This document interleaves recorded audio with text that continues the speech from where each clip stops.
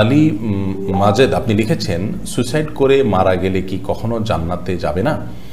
Suicide করে মারা গেলে কখনো জান্নাতে যাবে না এমন কোনো কথা নেই, তবে সেটি গুনাহের কথা, কবিরা গুনাহের কথা, পাপের কথা। এই জন্য আল্লাহর কাছে পাপিষ্ট হতে হবে, কিন্তু এরপরেও জান্নাতে যাওয়ার অপশন খোলা থাকে যদি আল্লাহ তাআলা চান মাফ করতে পারেন।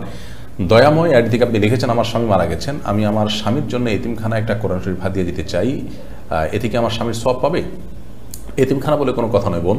আপনি কোরআনে কারীম যারা পড়তে পারে না, বা কোরআনে কারীম পড়তে পারে না বলতে কোরআনে কারীম নাই সেজন্য পড়ার সুযোগ পায় না, এরকম কারোর কাছ থেকে যদি আপনি কোরআনে কারীমের ব্যবস্থা করেন কারোর জন্য, তাহলে সেক্ষেত্রে আপনার স্বামী তার সওয়াব পেতে পারেন তিনি তেলাওয়াত করার মধ্য দিয়ে।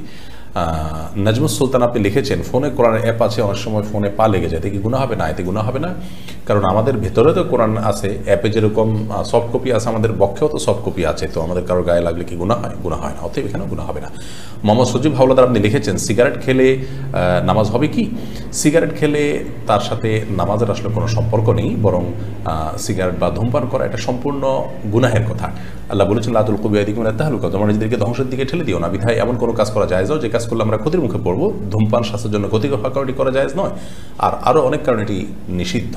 ইসলাম শরীয়তের দৃষ্টিকোণ থেকে এটি গুনাহের কথা ধূমপান করা, কিন্তু ধূমপান করলে তার সালাত হবে না ব্যাপারটা এমন না। ধূমপান করে যখন সে মসজিদে যাবে মুখ পরিষ্কার করে যাবে যাতে কোনো গন্ধ না থাকে, সেটি আরেকটি নির্দেশনা পৃথক।